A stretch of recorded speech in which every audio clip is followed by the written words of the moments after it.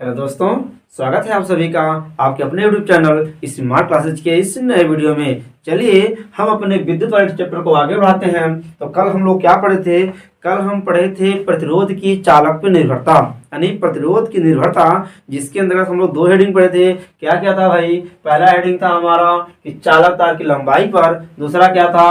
चालक तार के अनुप्रस्थ काट के क्षेत्रफल पे। तो इन दोनों केस से हमारा फार्मूला निकल के ये आया था, अर्थात क्या आया था भाई? तो फार्मूला निकल के हमारा आया था आर बराबर रो इंटू एल बट्टा ए, आया था ना। चलिए ये फार्मूला कल निकल के आया था। तो अब कुछ बच्चे हमसे कमेंट्स कर रहे हैं कि सर एग्जाम में आता है, क्या आता है भाई? और सच में आता है कि यहाँ जो रो है, इस रो का एसआई मात्रक क्या होता है। तो आइए देखते हैं। इसका एसआई मात्रक होता है ओम। क्या होता है? ओम मीटर। और हिंदी में लिखा जाए तो हो जाएगा ओम मीटर। क्या होगा भाई? ओम मीटर। आइए इसका निगमन करते हैं कि ये कैसे निकलता है। तो देखिए होता क्या है, ये फार्मूला पता हमको ना भाई कि R is equal to rho L upon ए।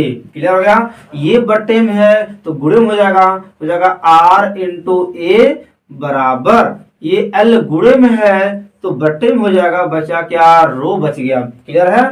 अब देखिए आर मतलब क्या है? प्रतिरोध है। प्रतिरोध का मात्रक क्या होता है? तो प्रतिरोध का मात्रक होता है ओम। क्या होता है? ओम। और ये क्या है? एरिया, क्षेत्रफल है। अनुप्रस्थ काट का क्षेत्रफल है तो क्षेत्रफल का फार्मूला क्या होता है? मीटर स्क्वायर होता है। ये क्या है? लंबाई है तो लंबाई का मात्रक भी क्या होता है? मीटर होता है। इस मीटर से एक कट गया, बच क्या गया भाई? ओम मीटर। समझ में आ गया? देखिए बस तीसरी बात आप परेशान थे, ठीक है, कोई बात नहीं। क्लियर हो गया? हाँ तो फिर से देख लीजिए। अगर हमको इस रो का मात्रक निकालना हो तो कुछ नहीं करना है, बहुत प्यार से R इज इक्वल टू लिख देंगे रो, और L अपान ए है, ये बट्टे में है तो गुणे में कर देंगे तो R इंटू ए हो जाएगा। ये पॉइंट गुणे में है तो बट्टे में कर देंगे, बट्टे L हो जाएगा बराबर रो बच गया। अब देखिए प्रतिरोध का मात्रा क्या होता है? हमारा ओम होता है। ये क्या है? एरिया है। अनुप्रस्थ काट का क्षेत्रफल है तो एरिया यानी क्षेत्रफल का फार्मूला क्या होता है? मीटर स्क्वायर होता है। लंबाई का मीटर होता है। मीटर से एक मीटर कट जाएगा, बच गया रो, यानी ohm into metre. Ohm into metre, बस हो गया। ये तो था हमारा, हो गया। हाँ तो फटाक से स्क्रीनशॉट लीजिए। अब हम अपने टॉपिक को आगे बढ़ाते हैं।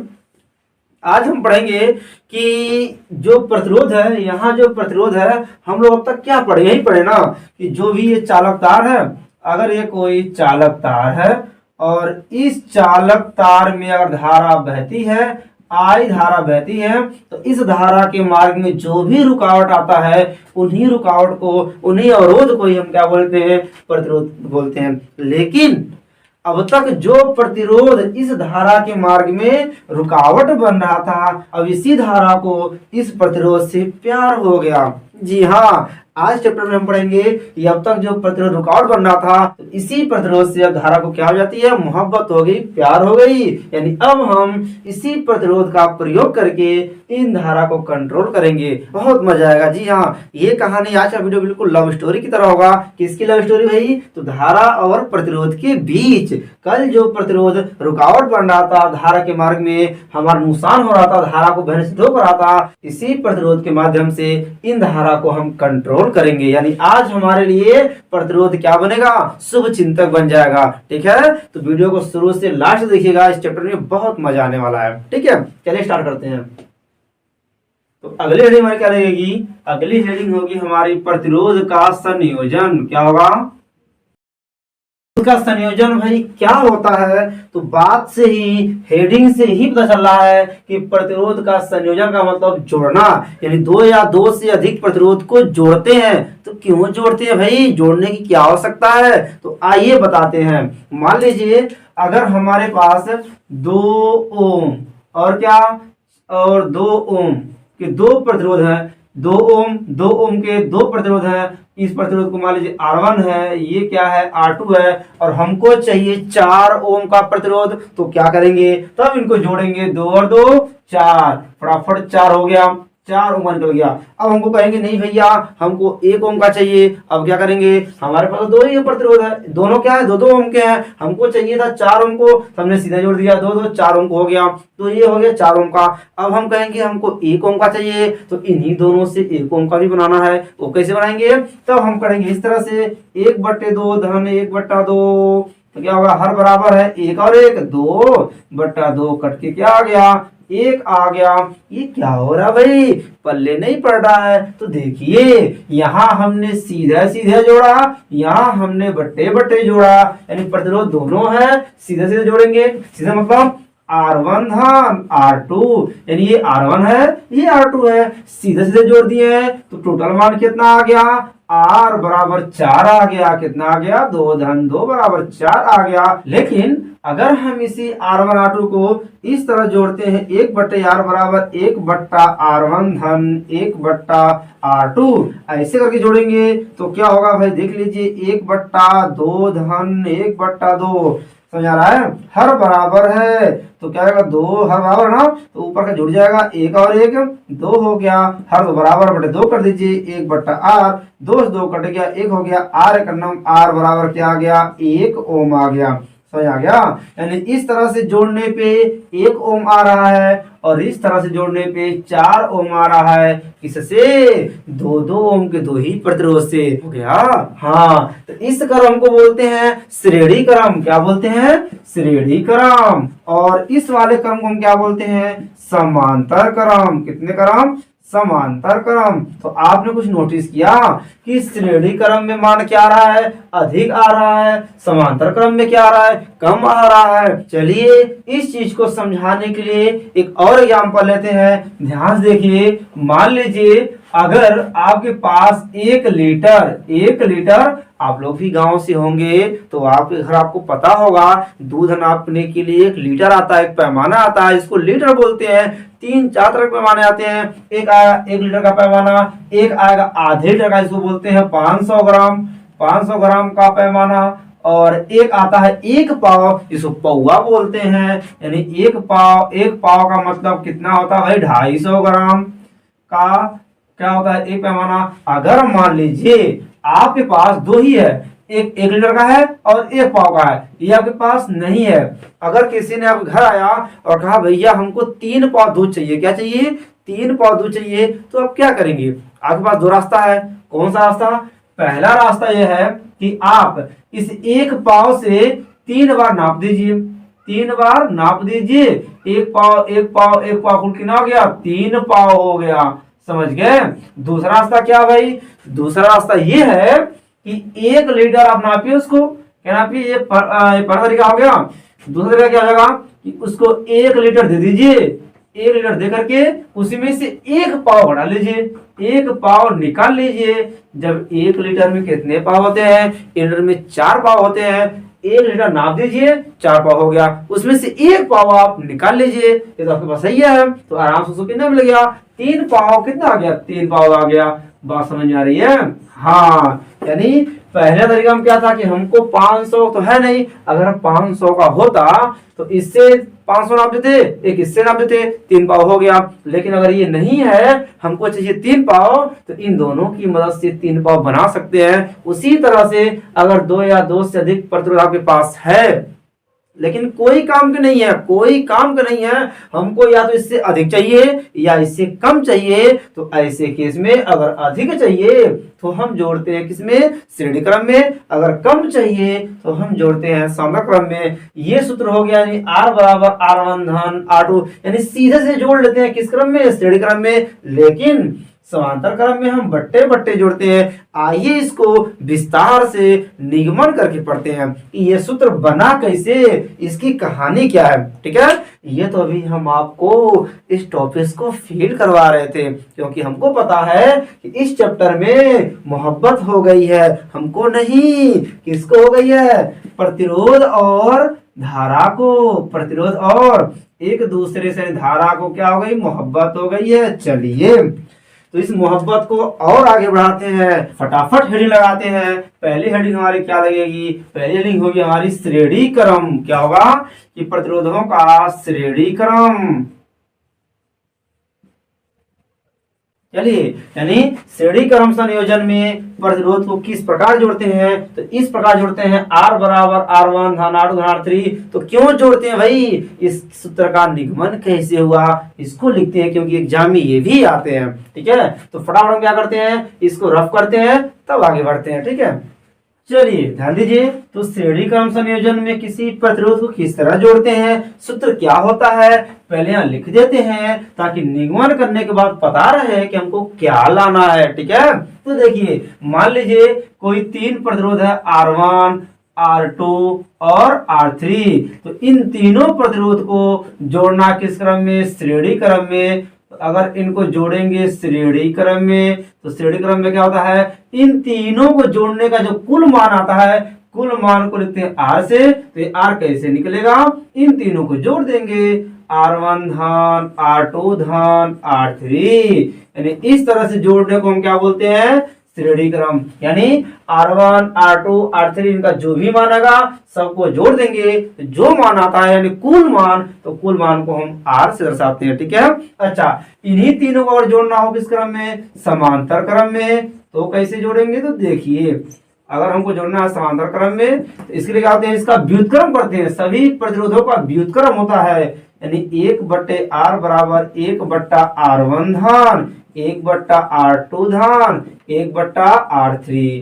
क्लियर हो गया, तो ये कौन क्रम कहलाता है, हमारा समांतर क्रम कहलाता है। अभी हम दोनों को निगमन करेंगे बहुत ही प्यार से। चलिए, तो ये क्या हो गया श्रेणी क्रम में। तो बताओ, सुन लीजिए कि जो हमारा प्रतिरोध होता है, प्रतिरोध का सिंबल क्या है भाई, तो प्रतिरोध का सिंबल होता है इस तरह से, यानी ये कोई होता है वायर और इस तरह से इसको हम लोग दर्शाते हैं प्रतिरोध को, यानी इस तरह से होता है प्रतिरोध। ठीक है, जिसमें एक सिरा होता है प्लस और एक सिरा क्या होता है माइनस। बात समझ गई, दिमाग फिट रखिए कि जो कोई भी प्रतिरोध है ये प्रतिरोध का सिंबल इस तरह दर्शाते हैं, जिसमें एक सिरा धनात्मक तो दूसरा क्या ऋणात्मक होता है। क्लियर हो गया, चलिए अब ये जो टॉपिक था इसको साइड रखते हैं, क्योंकि इसको हमको देखना नहीं है, इसको देखेंगे हम बाद में जब सूत्र हमारा आ जाएगा तब। ठीक है, तो देखिए मान लीजिए आपको 3 प्रतिरोध दिया गया, कौन कौन भाई, तो R1 R2 और R3 3 प्रतिरोध आपको दिया गया है। इन तीनों प्रतिरोध को जोड़ना किस क्रम में, श्रेणी क्रम में। हमको पता है प्रत्येक प्रतिरोध का सिंबल इस तरह से होता है। तो श्रेणी क्रम में क्या होता है, प्रत्येक प्रतिरोध को एक दूसरे के साथ जोड़ना, यानी सीधे सीधा नहीं, एक दूसरे के साथ जोड़ना। मतलब कि देखिए इसमें क्या होगा, मान लीजिए आपने एक प्रतिरोध लिया, इस तरह से जोड़ दिया, इस तरह से जोड़ दिया, ये क्या हो जाएगा R1 हो गया, ये प्लस है और ये क्या है माइनस है। अब दूसरे वाले को लाएंगे, यहाँ जोड़ेंगे, यहाँ जोड़ेंगे तो यहाँ इसका क्या होगा प्लस होगा। आगे बढ़ाइए, देखिए इस तरह जोड़ेंगे हम। ठीक है, ये हो गया माइनस वाला किसी। ठीक है, ये कौन पड़ेगा होगा R2 है। अब R3 को लाएंगे तो R3 वाले का प्लस यहाँ जोड़ेंगे, इसका प्लस यहाँ जोड़ेंगे और आगे बढ़ाएंगे। ठीक है, तो ये होगा इसका माइनस सिरा। अब इस माइनस वाले सिरा को लाएंगे और कहाँ जोड़ेंगे, बैटरी से। इसके प्लस वाले को लाएंगे और कहाँ जोड़ेंगे, बैटरी से जोड़ेंगे। ये बैटरी हो गया। बैटरी का भी नियम है, ध्यान दीजिए, जो बड़ा चिन्ह है इसको प्लस मानते हैं, जो छोटा उसको माइनस मानते हैं। इतना पता है। एक बात और सुन लीजिए, अक्सर पूछते हैं लोग कि किसी भी बैटरी से अगर तार जोड़ेंगे, परिपथ जोड़ेंगे तो धारा किधर से बहेगी, तो सदैव धारा प्लस की तरफ से बहती है। धारा हमेशा प्लस की तरफ से बहती है। चलिए क्लियर हो गया। और हाँ, अगर हम परिभाषा की बात करें कि श्रेणी क्रम संयोजन किसे कहते हैं, तो कहेंगे प्रतिरोधों का वह संयोजन जिसमें एक प्रतिरोध के प्लस सिरे से या एक प्रतिरोध के माइनस सिरे से दूसरे प्रतिरोध के प्लस सिरे से जुड़ा जाता है। तो यह संयोजन कहलाता है हमारा श्रेणी क्रम संयोजन कहलाता है। इधर हो गया।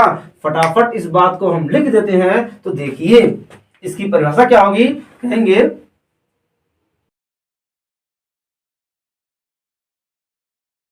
चलिए ध्यान दीजिए, तो श्रेणी क्रम संयोजन किसे कहते हैं, हमने क्या कहा कि प्रतिरोधों का वह संयोजन जिसमें सभी प्रतिरोधों को एक ही परिपथ में एक दूसरे के साथ एक के प्लस सिरे से दूसरे के माइनस सिरे को जोड़ा जाता है, श्रेणी क्रम संयोजन कहलाता है। यानी सभी प्रतिरोध, जितने भी प्रतिरोध हैं, सभी प्रतिरोधों को एक ही परिपथ में एक के प्लस सिरे से दूसरे के माइनस सिरे से जुड़ा जाता है, तो इस क्रम को हम क्या बोलते हैं? श्रेणी क्रम संयोजन बोलते हैं।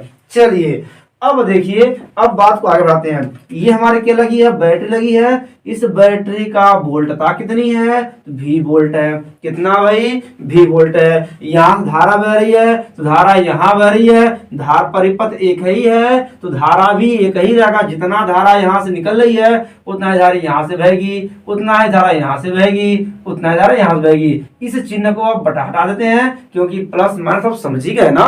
हाँ चलिए बढ़ाते हैं हम लोग।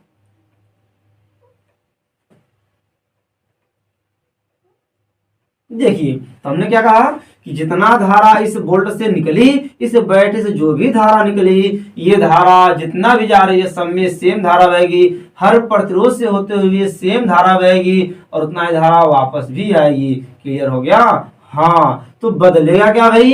तो इस परिपथ में बदलेगी वोल्टता, विभवांतर बदलेगी। पूछिए क्यों? क्योंकि हमको पता है इस धारा को बहने में मतलब ये धारा कैसे बह रही है? जब ये वोल्ट, ये बैटरी इस धारा पे क्या लगा रही है? दबाव, प्रेशर। कल की वीडियो में हम पढ़े हैं अच्छे से, अगर नहीं देखे हैं तो डिस्क्रिप्शन में उसका लिंक दे रखे हैं, जाकर उसको देख लीजिए ताकि ये टॉपिक आपको मक्खन हो जाए। हाँ तो हमने क्या बोला कि ये वोल्ट इस धारा पे क्या लगाती है भाई? बल लगाती है, दबाव लगाती है, विभव लगाती है, जिससे धारा बहती है। लेकिन ये भाई साहब जो प्रतिरोध है इस धारा को रोक रही है। जब इस धारा को रोकती है तो ये विभव उस पे बल लगाता है और धकेलता है ताकि धारा यहां से आगे बढ़ जाए। यानी तो यहां आपने क्या देखा कि धारा जितना है उतना ही बह रही है, लेकिन विभवांतर अलग अलग होगा। क्योंकि अगर ये प्रतिरोध कम है तो कम कार्य करना पड़ेगा, यानी धारा को कम रोकेगी तो ये विभव उस धारा को गुजरने के लिए कम बल लगाएगी। अगर प्रतिरोध अधिक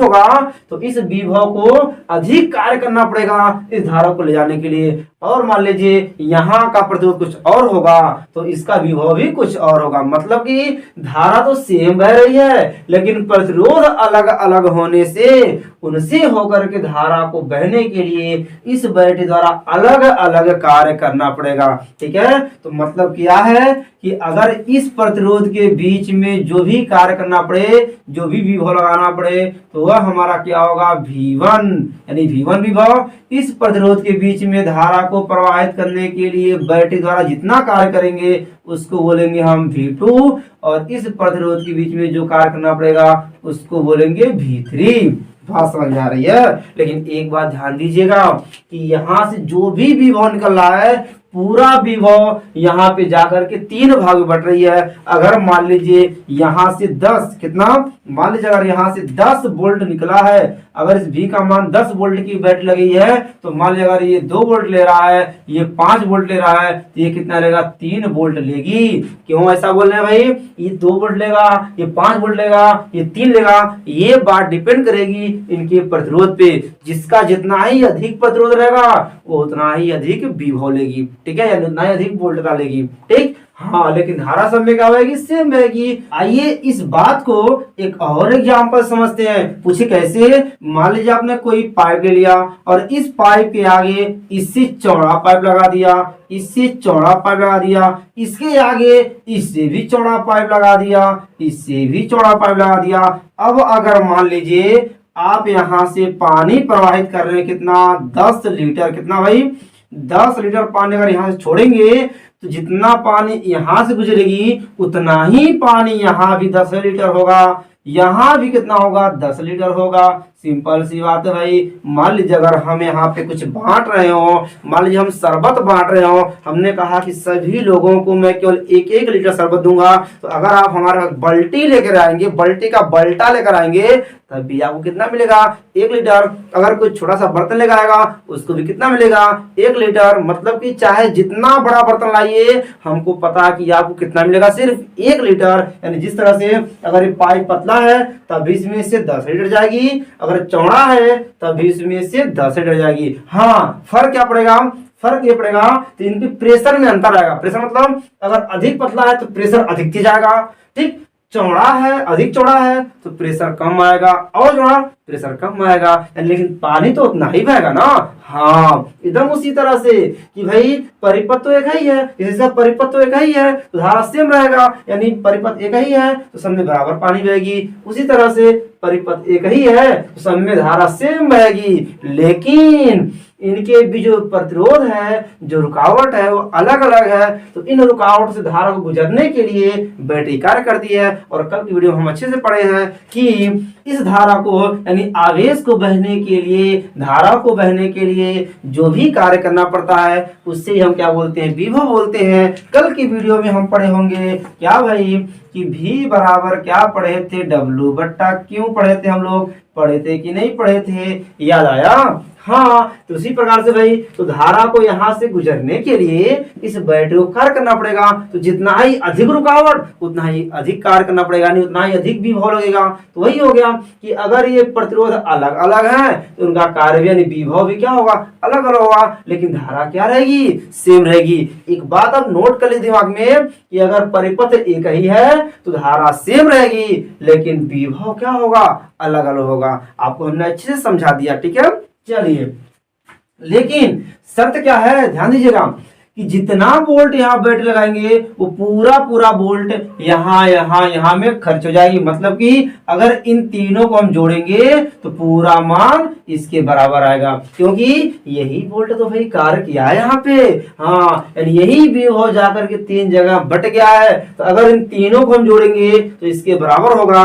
तो चलिए यहाँ टॉपिक को लिखते हैं कि अगर हम भी जो भी है वो बराबर किसके, इन तीनों विभव के योग के, यानी V बराबर V1 धन V2 धन V3, क्लियर है। और तीनों जोड़ेंगे तो इस V के बराबर होगा, सामने भी है 2 5 7 3 10, क्लियर है। चलिए, अब हम ओम का नियम जो कल की वीडियो में पढ़े हैं, क्या ओम का नियम क्या कहता है, V बराबर RI, V बराबर RI।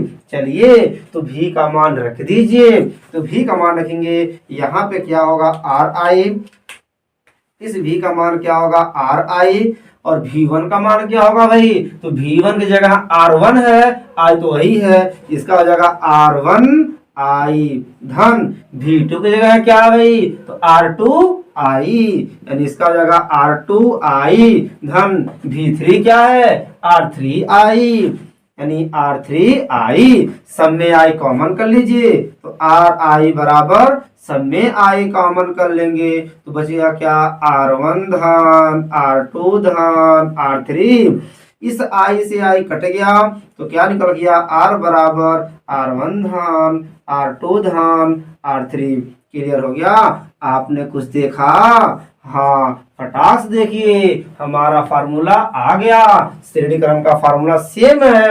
कितनी छोटा सा, कितना आसान था, डेरिवेशन हो गया। यही तो करना है बोर्ड के एग्जाम में। अगर इस बार बोर्ड के एग्जाम में आ गया तो झंडा तो गाड़ देना है, ठीक है। चलिए, फटाक से इसका स्क्रीनशॉट लीजिए, फिर हम चलते हैं अपने अगले टॉपिक की तरफ जो क्या है, समांतर क्रम। इसका सूत्र कैसे निगमन होगा इसको भी अच्छे से पढ़ेंगे, और इन दोनों को पढ़ने के बाद फिर इस पे हम आपको क्वेश्चंस लगवाएंगे, कुछ न्यूमेरिकल सॉल्व करवाएंगे, ताकि बोर्ड के एग्जाम में इससे और इससे क्वेश्चंस भी आते हैं, 4 नंबर के आते हैं, ताकि कोई क्वेश्चन छूटने ना पाए, ठीक है। तो आइए फिर इसको समझते हैं, फिर आगे बढ़ते हैं।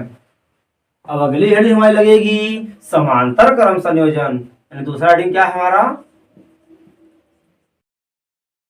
समांतर क्रम संयोजन। तो समांतर क्रम संयोजन में किस तरह जोड़ते हैं, बहुत सिंपल है। इसमें जितने प्रतिरोध होंगे उन सभी प्रतिरोधों को प्लस वाले सिरे को एक बिंदु से और माइनस वाले सिरे को एक बिंदु से जोड़ते हैं। आइए जोड़ दिखाते हैं। मान लीजिए हमारे सामने कोई 3 प्रतिरोध दिया गया। कितने प्रतिरोध, 3 प्रतिरोध।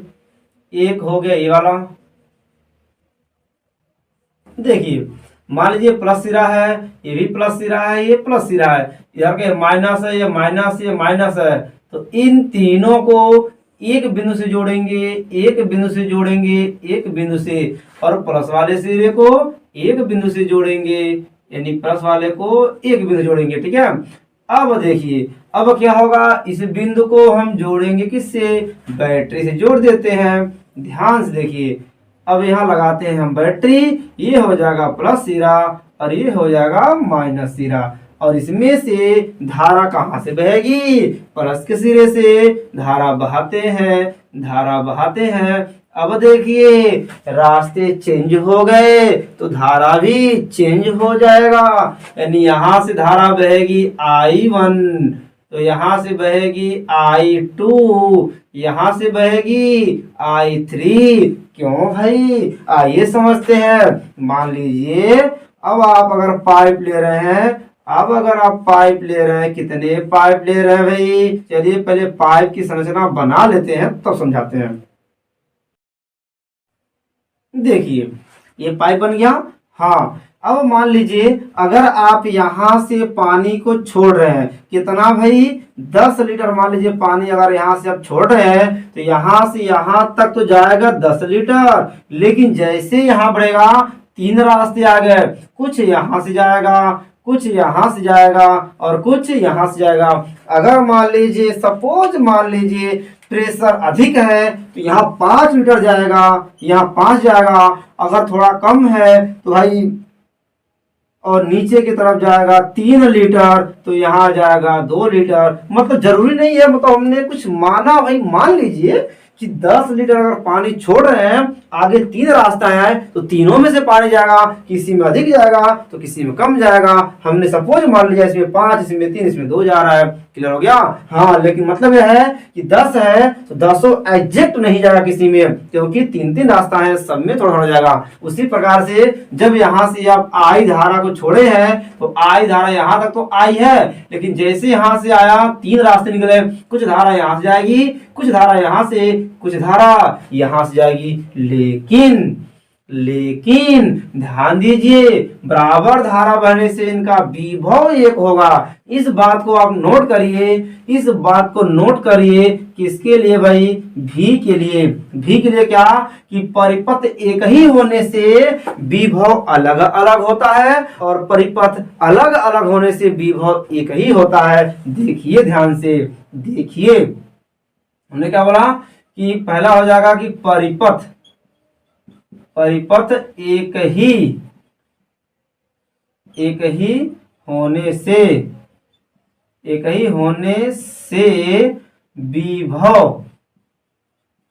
विभव अलग अलग क्या होता है? अलग है। ठीक है, लेकिन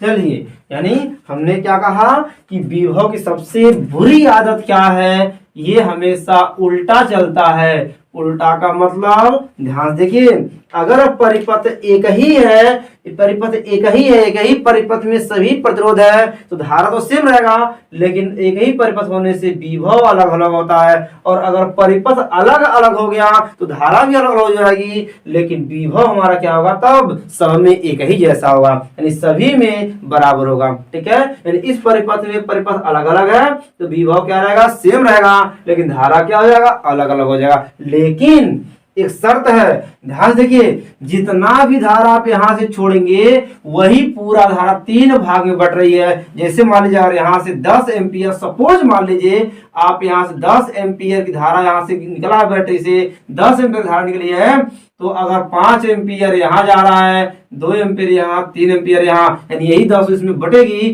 तो जोड़ेंगे तो 10 होना चाहिए। मेरी बात समझ आ रही है? हाँ, इसको हटाते हैं, आप कंफ्यूज हो जाएंगे। मेरी बात समझ लीजिए कि जितना भी धारा यहां से निकल रही है, यही धारा 3 भाग में बट रही है। अगर इन तीनों को जोड़ेंगे तो इसके मान के बराबर आएगा। इस बात को नोट करते हैं कि जो I है, I बराबर क्या होगा? I1 धन I2 धन I3, यानी I1 धन I2 धन I3। क्लियर है? हाँ, इन तीनों धाराओं को जोड़ेंगे तो इन तीनों धाराओं के योग के मान के बराबर ये धारा होगी, क्योंकि यही धारा 3 भाग में बटी है। चलिए क्लियर हो गया? फिर से लगाते हैं हम ओम का नियम। ओम के नियम से क्या होता है? V बराबर आर आई होता है। ये आर गुणे में तो बट्टे में हो जाएगा, यानी V बट्टे क्या होगा? आर बराबर क्या बचेगा? आई। यानी आपने क्या नोटिस किया कि आई का मान क्या है? V बट्टे आर। आइए मान रखते हैं तो आई का मान क्या हो जाएगा? V बट्टे आर हो जाएगा बराबर। अब देखिए यहाँ पे I1 का मान क्या होगा? I1 का मान क्या होगा? I1 वाले में मान लीजिए इसमें प्रतिरोध क्या लगा है? प्रतिरोध को राइट करते हैं, यहाँ पे मान लीजिए चेंज करते हैं, यहाँ पे मान लीजिए R1 है, या क्या है R2 है, ये क्या है R3 है। ठीक है, तो आप क्या नोटिस करेंगे, ध्यान देखिए I1 वाले में क्या है R1 और V, यानी V बट्टा R1 है। ध्यान, I2 वाले धारा में क्या है भाई R2, यानी V बट्टे R2 है, V बट्टे R2 है। और R3 में क्या है, यानी I3 में क्या है, V बट्टे R3 है, यानी V बट्टे R3 हो गया। सबके लिए विभव तो सेम है, लेकिन I1 धारा के लिए प्रतिरोध R1 है, I2 के लिए R2 है, I3 के लिए R3 है। आराम से रख दिया। आपने कुछ नोटिस किया, कुछ नोटिस किया कि तीनों में भी सेम है, भी को कॉमन कर लीजिए तो क्या बचेगा, यहाँ 1 बट्टा R1, यहाँ पे 1 बट्टा R2 धन 1 बट्टा R3। ठीक है, इस भी से ये भी कट गए हो तो यहाँ बच गए हो 1 बट्टा R बराबर क्या, 1 बट्टा R1 धन 1 बट्टा R2 धन 1 बट्टा R3। हमें कुछ याद आ रहा है, क्या आपको भी याद आ रहा है? हमको याद ये आ रहा है कि ये जो परिपथ निकला है, हमारा जो फार्मूला निकला है, ये फार्मूला कहीं हमको दिख रहा है? क्या आपको भी दिख रहा है? हमको भी दिख रहा है। ये जो परिपथ जो ये फार्मूला आ गया, इस फार्मूले के बराबर, यानी समांतर क्रम का जो फार्मूला था आपके सामने आ गया। बहुत प्यार से निकाला हमने। आइए इसको फिर से समझते हैं। हमने क्या कहा कि समांतर क्रम संयोजन में इस संयोजन का परिभाषा तो हमने लिखा ही नहीं। चलिए तो इसकी परिभाषा लिख दिया जाए, यहाँ लिख देते हैं परिभाषा। देखिए ध्यान से, इसकी परिभाषा हम यहाँ पे राइट करते हैं। देखिए कि समांतर क्रम संयोजन की परिभाषा क्या होगी, तो देखिए लिखते हैं।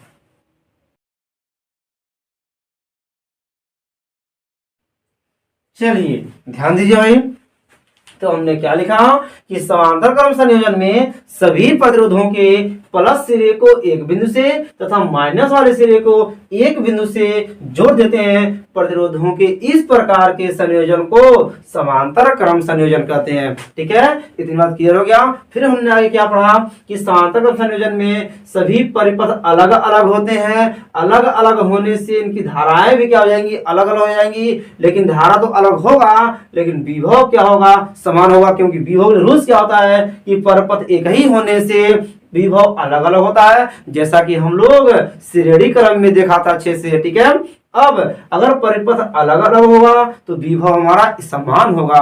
क्लियर हो गया, यानी इन तीनों के लिए विभव तो सेम होगा, लेकिन धारा क्या हो जाएगी, अलग अलग हो जाएगी। चलिए अब हम इसको जोड़ते हैं। हमको क्या पता है, जो भी धारा यहाँ से निकली है यही धारा 3 भाग में बटी है, अर्थात इन तीनों धारा को जोड़ेंगे तो इन तीनों धाराओं का मान इसके बराबर होगा, यानी I बराबर I1 धन I2 धन I3 होगा।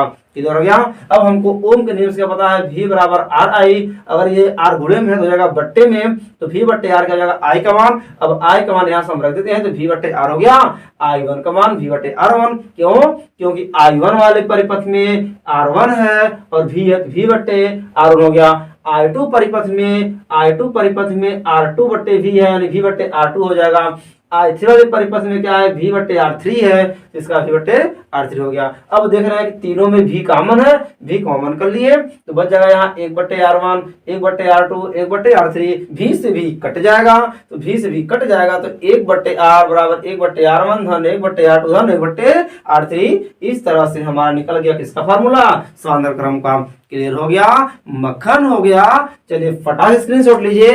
अब हम इस श्रेणी क्रम और संयोजन क्रम में आपको कुछ क्वेश्चंस, कुछ न्यूमेरिकल जो कि एनसीईआरटी में आए हैं, एनसीईआरटी बुक से हैं और जो बोर्ड के एग्जाम में आएंगे, बहुत इंपॉर्टेंट है, उनको अब सॉल्व करके आपको यहाँ पे दिखाते हैं और बताते हैं कि किस तरह सवाल को लगाया जाता है। ठीक है, तो इसका स्क्रीनशॉट लीजिए। ध्यान दीजिए, हमने यहाँ पे सामने क्वेश्चन राइट किया जो एनसीईआरटी बुक से है। क्या कर रहा है भाई कि 4 ओम, 8 ओम, 12 ओम तथा 24 ओम प्रतिरोध की 4 कुंडलियों को किस प्रकार संयोजित कर रहा है कि इस संयोजन से अधिकतम प्रतिरोध प्राप्त हो, न्यूनतम प्रतिरोध प्राप्त हो। तो भाई यहां ध्यान दीजिएगा, सबसे इंपॉर्टेंट बात क्या है कि अगर अधिकतम की बात कहे तो अधिकतम का मतलब समझ जाइए कि वह क्या कर रहा है, श्रेणी क्रम। क्या कर रहा है भाई कि श्रेणी क्रम में। और अगर न्यूनतम कहेगा तो समझ जाइए कि वह क्या कर रहा है, समांतर क्रम। जिस तरह से आपको पता होगा कुछ लोग बड़े शर्मीले स्वभाव के होते हैं, वो अपनी बात सीधा ना करके इनडायरेक्ट में कहते हैं, तो इनडायरेक्ट की बात को समझना चाहिए। अगर नहीं समझेंगे तो या तो नुकसान ही होगा या तो फायदा ही होगा। ठीक है, फायदा कम नुकसान अधिक होता है।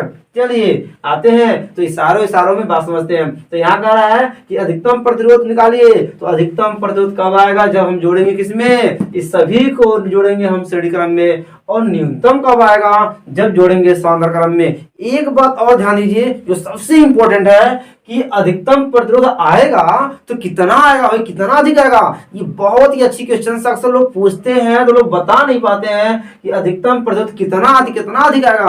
तो अधिकतम इतना आएगा कि जो भी आपको प्रतिरोध दिया है इस प्रतिरोध से भी अधिक आएगा। मतलब इसमें सबसे बड़ा प्रतिरोध कौन है, 2400। तो जो भी आपका इसमें आएगा यानी श्रेणी क्रम में इनको जोड़ेंगे तो जो मान आएगा वो अधिकतम कितना आएगा, जो सबसे बड़ा है उससे भी अधिक आएगा। ठीक है, और न्यूनतम की बात कर रहा है तो न्यूनतम कितना आएगा, तो जो प्रतिरोध आपको दिया है इसमें जो सबसे कम है उससे भी कम आएगा किसमें, न्यूनतम प्रतिरोध में। क्लियर हो गया।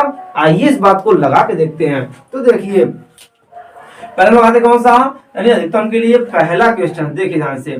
तो अधिकतम केस में हम क्या करते हैं, क्या लगाते हैं, श्रेणी क्रम में। तो श्रेणी क्रम में लगाने से पहले हम देखते हैं दिया क्या क्या है। तो R1 बराबर कितना है, 4 ओम। R2 बराबर कितना है, 8 ओम। R3 बराबर क्या दिया भाई, 12 ओम। R4 बराबर क्या दिया है, R4 हमारा है 24 ओम। ठीक है, हमको पता है श्रेणी क्रम का फॉर्मूला क्या होता है, R बराबर R1 धन R2 धन R3 धन R4, यानी जितने प्रतिरोध होंगे श्रेणी क्रम में सबको जोड़ते रह जाएंगे। ठीक है, तो देखिए आगे बढ़ाते हैं। तो R1 कितना है, 4 है। R2 कितना है, 8 है। R3 कितना है, 12 है। और R4 कितना है, 24 है। क्लियर है, सबको ऐड करेंगे। 8 4 12, 12 12 24, और 24 24 कितना हो जाएगा, 48। कितना हो गए, 48 ओम हो गया। यानी कुल प्रतिरोध हमारा क्या हो जाएगा, 48 ओम। क्लियर हो गया।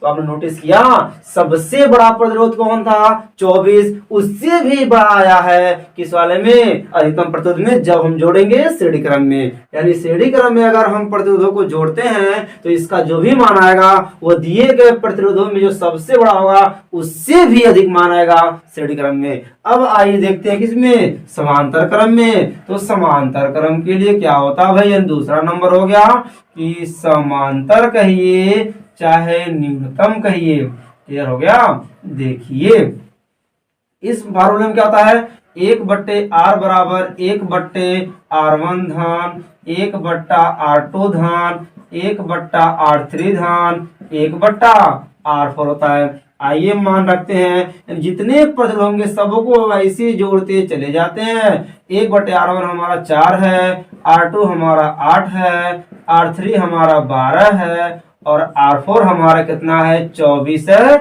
यहाँ देखिए ना भाई, 4 8 12 24 हमने लिख दिया। चलिए आइए बात करते हैं, तो इनका निकालते हैं एलसीएम। तो इन सबका एलसीएम कितना आएगा, 24 आएगा। तो 4 का पहाड़ा पढ़िए 24, भाई हमको एलसीएम लेके हर बराबर करनी है। तो हर बराबर करने के लिए 4 का पहाड़ा पढ़िए, 4 छाक 24, 8 त्रिक 24। ठीक है, यानी कह सकते हैं भाई 4 छाक 24, 8 त्रिक 24, 12 दूनी 24। चलिए आगे बढ़ते हैं। तो 6 का नम 6 हो जाएगा धन, 3 का नम 3 हो जाएगा धन, 2 का नम 2 हो जाएगा प्लस 1 हो जाएगा। और सबका बट्टे 24 हो गया, सबका हर बराबर हो गया तो बट्टे 24 दे दिए। अब बात को आगे बढ़ाइए भाई, तो क्या होगा, 6 3 9, 9 1 10, 10 2 12। अब 12 बट्टे कितना होगा 24, काटेंगे 12 का नंबर है 12 दूना 24, तो हो जाएगा क्या R बराबर 2 ओम। आर बराबर कितना आ गया भाई, इसका उल्टा करेंगे तो आर का उल्टा यानी ऐसे कर लीजिए, आर एक नंबर आर, दो का नंबर दो, यानी आर बराबर कितना आ गया 2 ओम आ गया। कितना आया भाई 2 ओम। ये सब क्या है सबसे न्यूनतम है। तो इस वाले कंडीशन में क्या देखा कि अगर समांतर क्रम में जोड़ रहे तो मान न्यूनतम आएगा। कितना न्यूनतम, दिए गए प्रतिरोधों में जो सबसे छोटा होगा उससे भी छोटा आएगा इस क्रम में। क्लियर हो गया। हाँ ये तो हो गया, इस तरह का दिया था। कभी कभी क्वेश्चंस ऐसे न देकर के डायग्राम देगा, आपको चित्र बना देगा और कहेगा इसमें तुल्य प्रतिरोध की गणना कीजिए। तो इसको पहले स्क्रीनशॉट लीजिए, फिर हम चलते हैं इसका नेक्स्ट स्टेप। ध्यान दीजिए। तो अगला क्वेश्चन क्या करा हमारा, निम्न परिपथ में ए और बी के बीच तुल्य प्रतिरोध की गणना कीजिए। यानी आपके पास दो क्वेश्चन दिया है, ये पहला क्वेश्चन, ये दूसरा क्वेश्चन। ठीक है, तो याद रख रहे हैं बिंदु ए और बिंदु बी के बीच में दो प्रतिरोध जोड़ा गया है, किस क्रम में है, तो आप देख के बता सकते हैं कि ये श्रेणी क्रम में है। तो इन दोनों को जोड़ करके इकट्ठा करना है, एक बनाना है, अर्थात ए और बी के बीच में कुल कितना होगा वह पूछ रहा है। इसमें देखेंगे ए और बी के बीच में दो प्रतिरोध को जोड़ा गया है, किस क्रम में, समांतर क्रम में जोड़ा गया है। तो इनका कुल जोड़ेंगे, इनको जोड़ेंगे, इकट्ठा करेंगे तो इनका पूरा मान कितना आएगा ये निकलना, यानी इसमें पूरा मान क्या आएगा, इसमें पूरा मान क्या आएगा, ये हमको दिखाना है। तो चलिए, तो पहले इसको रिटर्न करने से पहले ओरल देखते हैं कि वैसे का कुल कितना आता है। तो हमको पता है ये एक ही परिपथ में है, ये श्रेणी क्रम में है, तो श्रेणी क्रम में हम जोड़ देते हैं तो 3 और 2 के नाम 5 हो गया, यानी ए बी के बीच में 5 आएगा। अगर इसी चीज को हम इसको फिर से बना दें, हम कह सकते 2 3 5, यानी हो सकता है इस तरह से, ये हमारा ए है, ये हमारा बी है, और 2 और 3 जोड़े कितना हो गया 5 ओम आंसर हो गया। और फटाफट हम इस तरह से इसका डायग्राम खींच सकते हैं। ये हो गया ओरल, यानी ये श्रेणी क्रम है, तो 3 2 कितना हो गया 5 हो गया, और आंसर आ गया। इसमें किस क्रम में है, समांतर क्रम में है। तो क्या आप दिमाग लगा सकते हैं कि भाई अगर समांतर जिस तरह से श्रेणी में हमने 2 3 5 कर निकल गया, क्या वैसा भी निकल सकता है, जी बिल्कुल निकल सकता है। वो बट्टे बट्टे जो हम करते हैं ना वो तो लंबा जा रहा है, लेकिन शॉर्ट में करना हो तो कैसे करेंगे, तो ध्यान से देखिए। शॉर्ट में करने का ट्रिक क्या है कि अगर ये दोनों प्रतिरोध सेम हो, दोनों क्या हो सेम हो, तो ऐसे केस में इस पूरे का जो मान आएगा वह इसका आधा आएगा, यानी किसी एक का आधा कर दीजिए। 4 का आधा कितना होगा 2, तो आंसर क्या आएगा भाई 2 आएगा। यानी इस परिपथ का जो भी आंसर है ए और बी के बीच में इनको हमने जोड़ दिया तो इकट्ठा मान 1 हो गया, जिसका मान कितना आएगा 2 ओम। चलिए, क्या आपको डाउट है, आइए इसको लगा के दिखाते हैं कि इसका आंसर 2 ओम आएगा। कितना आएगा 2 ओम, और इसका आंसर कितना आएगा 5 ओम। चलिए रीड करते हैं। तो क्वेश्चन नंबर फर्स्ट देखिए, यहाँ नामकरण करेंगे, ये हमारा R1 है, ये हमारा R2 है। तो कहेंगे चूंकि रिटर्न कैसे करेंगे बोर्ड एग्जाम, ये तो हो गया मान लीजिए ओरल, रिटर्न कैसे करना देखिए। कहेंगे चूंकि R1 व R2 किस क्रम में है भाई, तो कहेंगे श्रेणी क्रम में है, श्रेणी क्रम में है। ठीक है, इसलिए इनका तुल्य प्रतिरोध, इनका तुल्य प्रतिरोध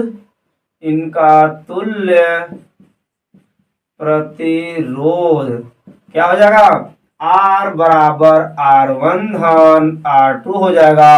तो R बराबर R1 हमारा 2 ओम है धन R2 हमारा 3 ओम है, तो R बराबर कितना आ गया 5 ओम। यही हमारा क्या हो गया आंसर हो गया। क्लियर हो गया। चलिए इसके लिए लगाएंगे, देखिए क्वेश्चन नंबर दूसरा से लगाएंगे तो बहुत प्यार से कहेंगे कि इसको नामकरण कर देंगे R1, इसको R2। आप किसी को मान सकते हैं, आप नीचे से मान लीजिए R1 R2, कोई दिक्कत नहीं है। ठीक है, चलिए कहेंगे चूंकि R1 व R2 किस क्रम में है, समांतर क्रम में है, समांतर क्रम में है।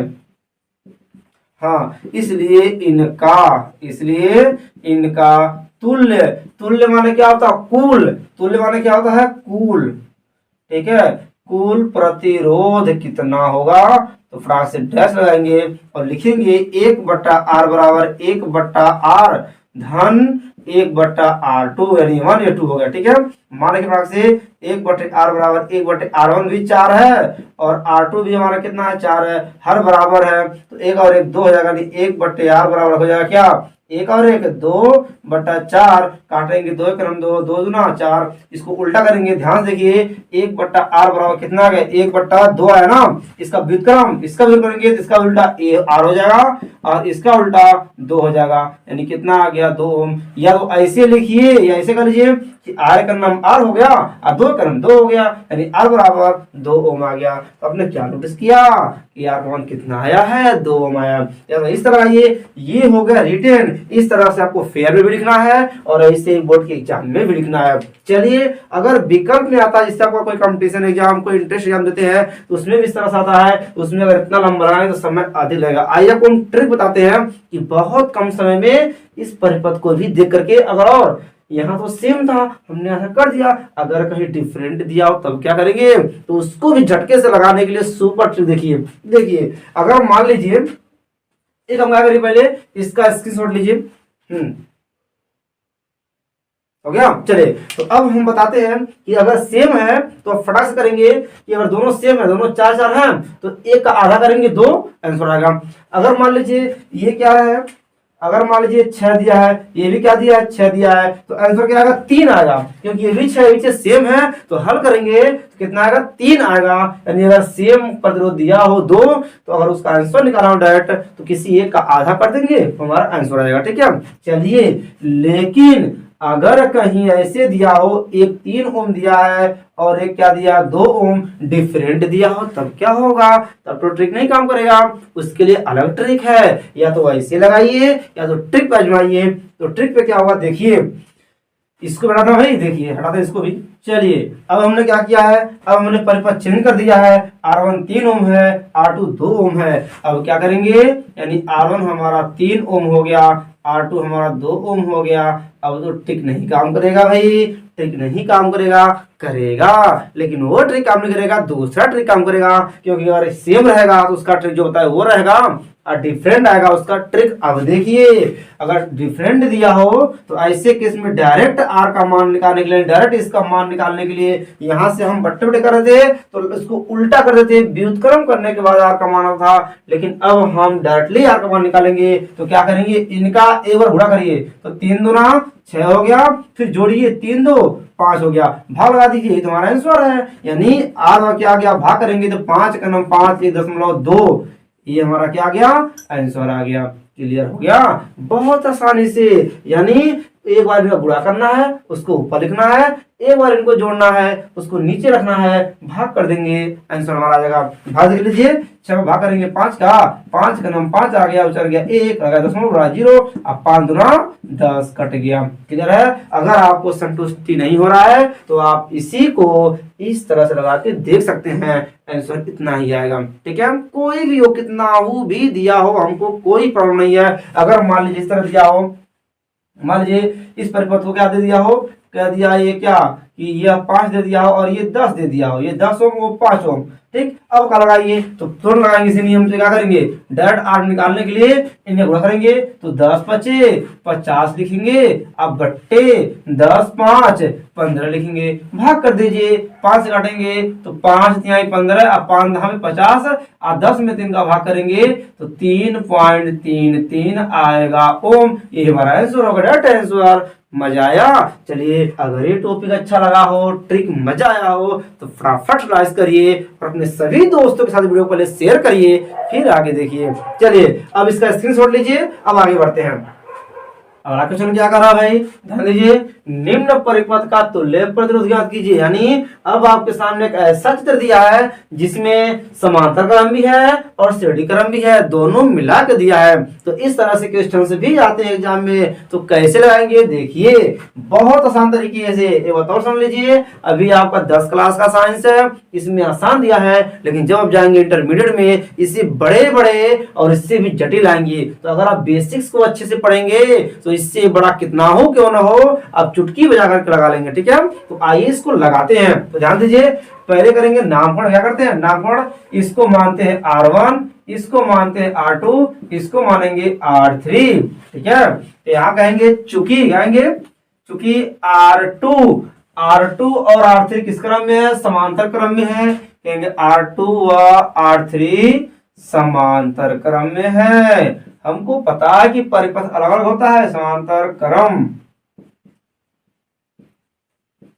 क्लियर है? हाँ, अब देखिए जब समांतर क्रम में है तो आगे बढ़ाएंगे, इसलिए इनका तुल्य प्रतिरोध अब कैसे निकालेंगे। अब आपके पास दो रास्ते हैं, या तो डायरेक्ट निकालिए या तो विस्तार निकालिए। डायरेक्ट निकालेंगे तो कहेंगे क्या, डेट आर निकालने के लिए फार्मूला क्या होता है, दोनों गुणा करिए, 6 त्रिक 18 गुणा करिए, फिर दोनों जोड़ दीजिए, 6 3 9 हो गया, काटेंगे 9 × 9 9 दूना 18, यानी आर का मान क्या आ गया, 2 ओम आ गया। ये डायरेक्ट हो गया। एक विस्तार देखिए तो कहेंगे 1/r बराबर क्या हो जाएगा, 1/r2 धन 1/r3 हो जाएगा। ठीक है, आगे बढ़ाते हैं तो हमको पता है R2 का मान कितना दिया है, R2 का मान हमारा 3 है, 3 रख दीजिए। R3 कितना है, 6 है, 6 रख दीजिए। आगे बढ़ाएंगे तो हर बराबर करेंगे, इसका हर 3 है, इसका हर 6 है, इसमें हम 2 से ऊपर नीचे क्या करेंगे, गुणा करेंगे। तो 2 एक नाम 2 हो जाएगा, धन 1 हो जाएगा, और 3 दूना 6, हर बराबर तो 6 लिख दीजिए। आगे बढ़ाएंगे तो क्या आ जाएगा, 2 और 1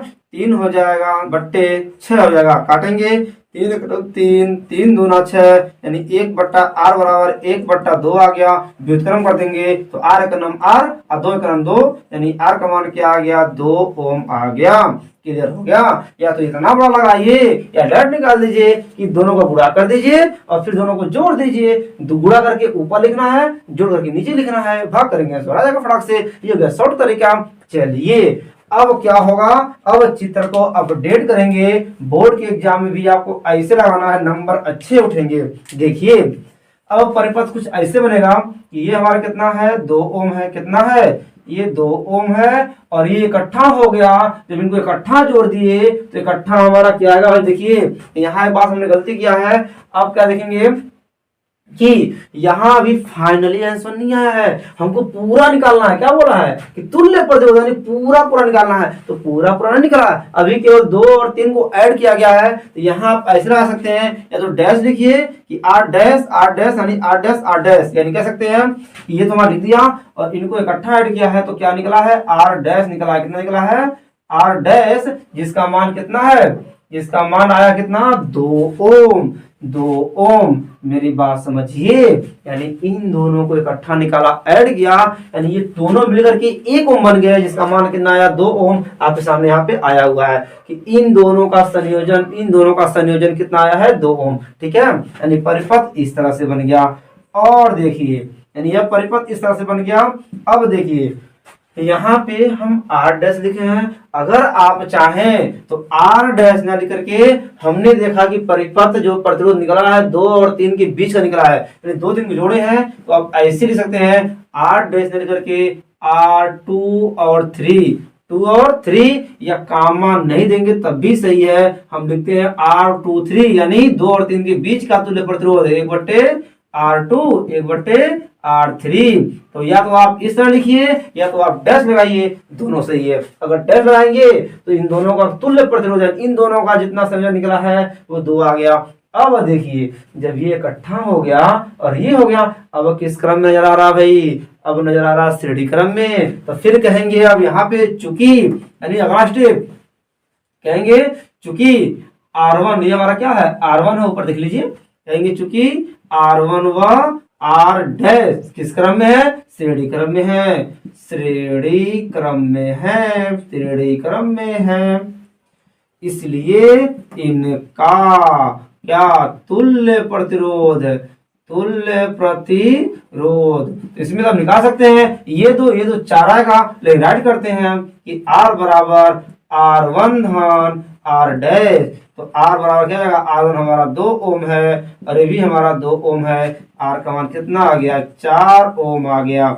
यानी इस परिपथ का तुल्य प्रतिरोध कितना आएगा, 4 ओम। अब चाहे तो इसका एक और खींच सकते हैं परिपथ, इनको इकट्ठा कर लिया आपने तो निकल गया, इकट्ठा हो गया अब ये परिपथ कुछ इस तरह से बनेगा, इस तरह से बनेगा, देखिए ध्यान से, यानी 4 4 मिलके कितना हो गया 8 ओम। इस तरह परिपथ हमारा इकट्ठा हो गया। ठीक है, इस तरह से परीक्षा में भी आप 3 चित्र पे चित्र बनाएंगे। इस तरह से आपके एग्जामिनर भी आपके मित्र हो जाएंगे और नंबर अच्छा उठेगा। ठीक है, चलिए इतनी बात क्लियर हो गया। चलिए फटाफट स्क्रीनशॉट लीजिए और इन्हीं शब्दों के साथ आज की टॉपिक हम कंप्लीट करते हैं। कल हम क्या पढ़ेंगे, कल हम ये पढ़ेंगे विभवांतर दिया हो, धारा दिया हो तो इन दोनों की मदद से प्रतिरोध ज्ञात करना, या प्रतिरोध दिया हो, धारा दिया हो तो विभवांतर ज्ञात करना, या प्रतिरोध दिया हो, विभवांतर दिया हो तो धारा ज्ञात करना। मतलब कि आर भी आई, यू कह लीजिए कि ओम के नियम जो है V बराबर आर आई।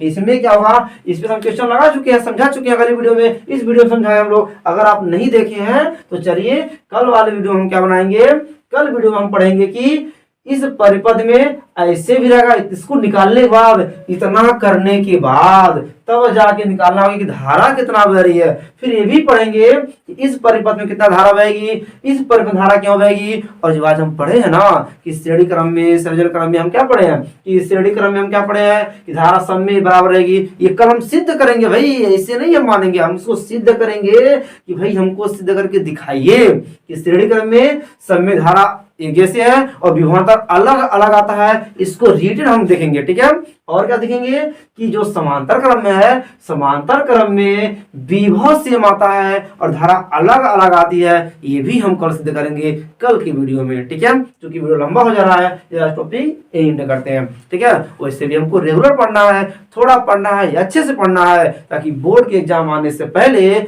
हम इस पूरे अभ्यास को क्लियर कर लें। ठीक है, तो ये वीडियो कैसी लगी हमें कमेंट्स करके जरूर बताइएगा और वीडियो को लाइक करना, शेयर करना तो बिल्कुल मत भूलिएगा।